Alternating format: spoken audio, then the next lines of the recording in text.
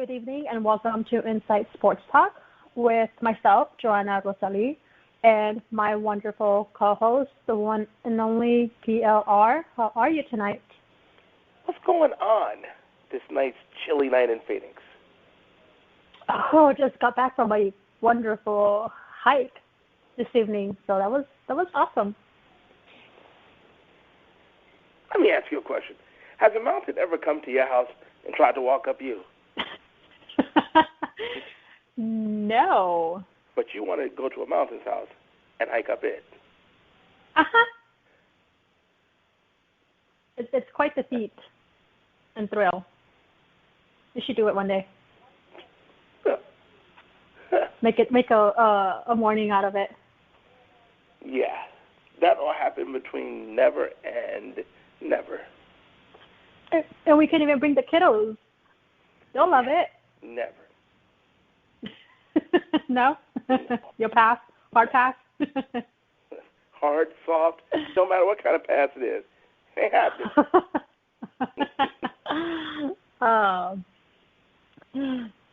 Too funny. So we have a lot of, a lot going on in the sports world.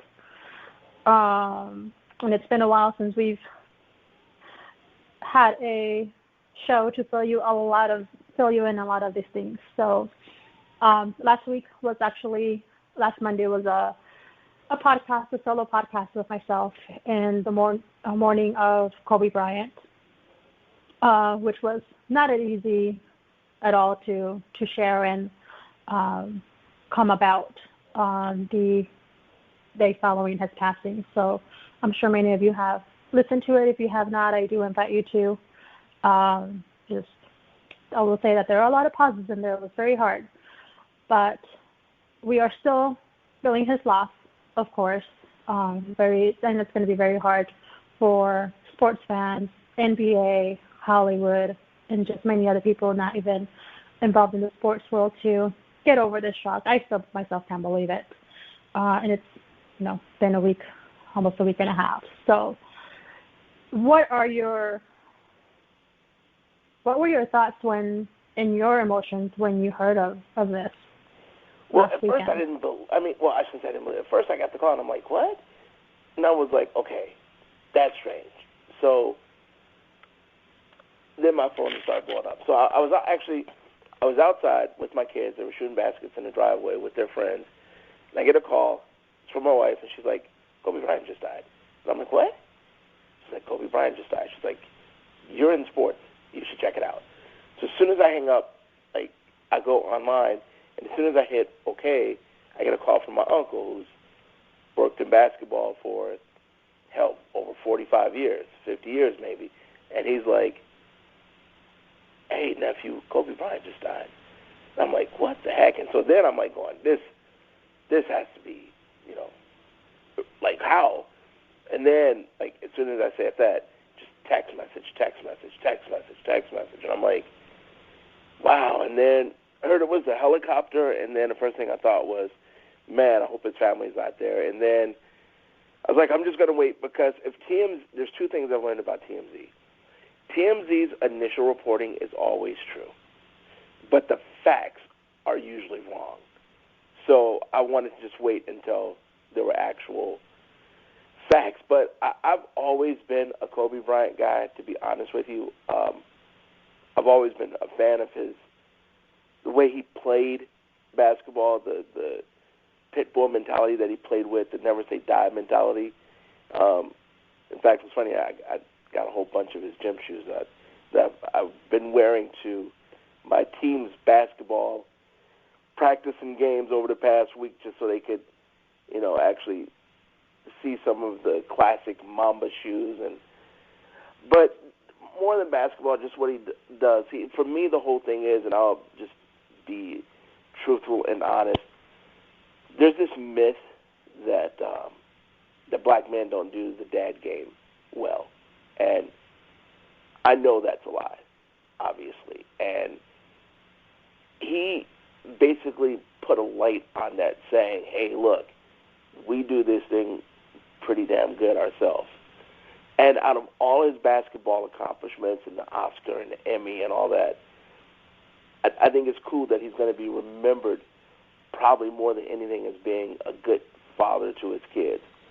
And to me, that's a role model for a lot of young guys, and I hope they focus more on that than what he did on with anything else, because I know myself, friends of ours like Ed Cole, Ed Smith, pride ourselves on being good fathers, and I'm just glad to see that myth is falling and shattering.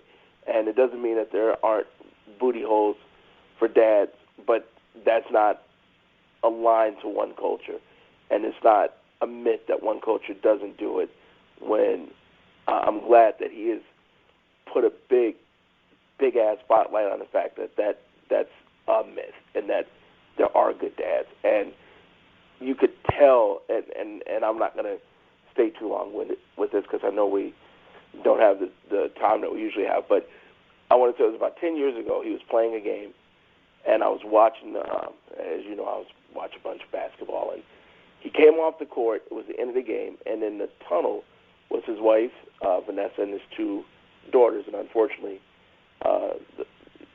Gianna, who unfortunately passed away at the age of 13, who never had an opportunity for her light to fully shine, along with those other young ladies on that plane as well. But anyway, he comes off the court, he's walking through the tunnel, and the rest of the Lakers come through, and then he comes.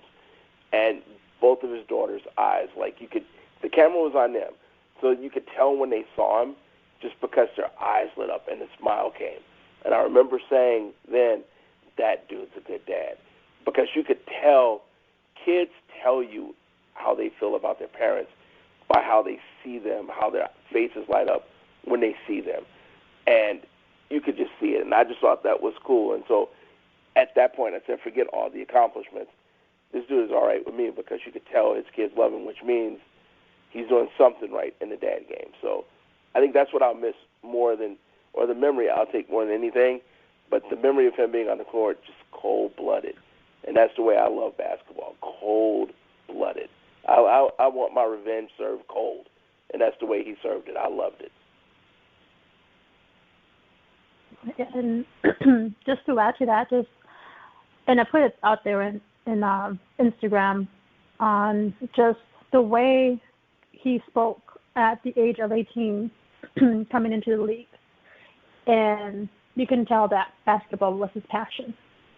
And you can see it and feel it on the court. As a Suns fan, of course, we hated to come, when it came time to play the Lakers, one of the many reasons, so that being Kobe Bryant, just because how fierce and how he has that mentality when it comes to playing basketball. Always fun to see him, play the game.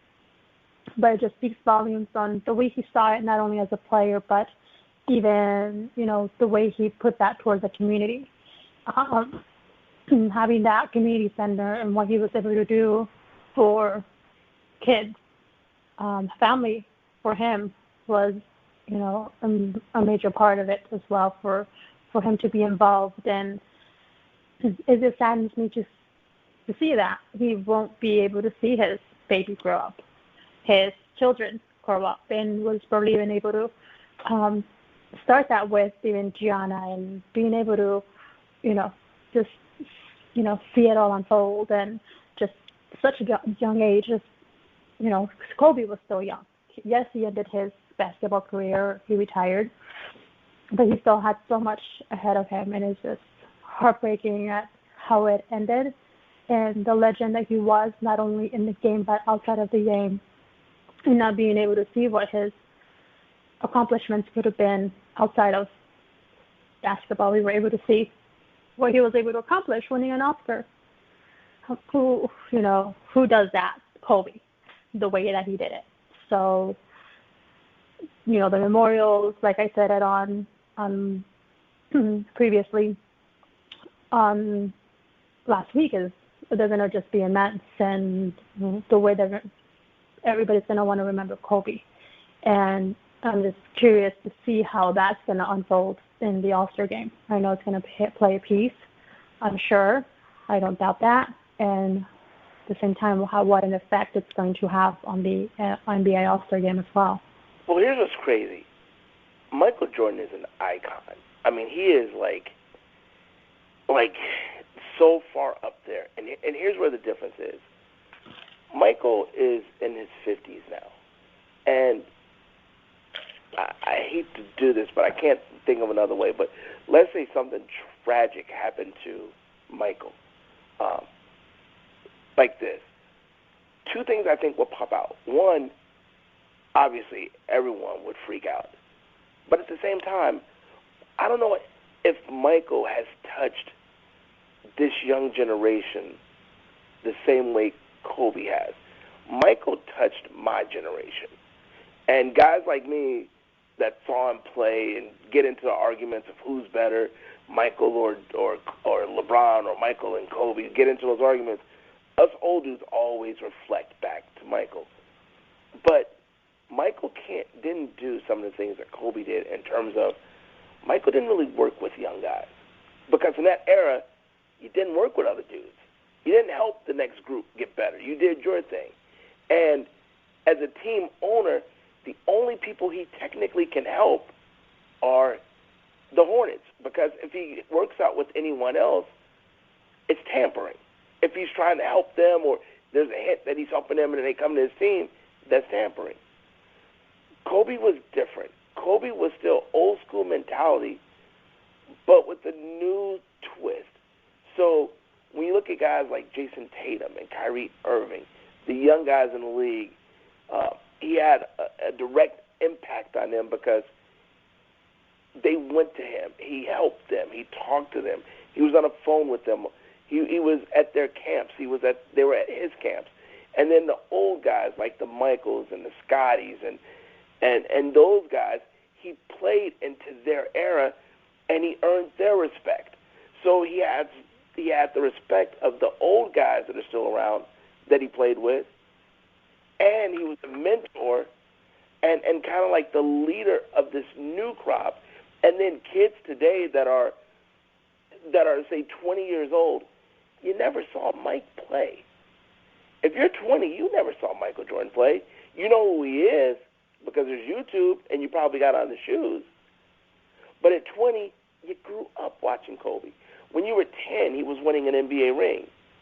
So it impacted masses differently because he's so young and his life was taken so young that it snuffed this generation from there. It took their icon away from them because they could see him and feel him.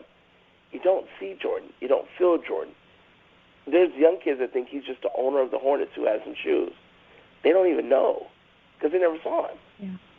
So I think that's the difference. He's too many generations removed, and I'm not saying that something's going to happen to him by God. I'm not saying that.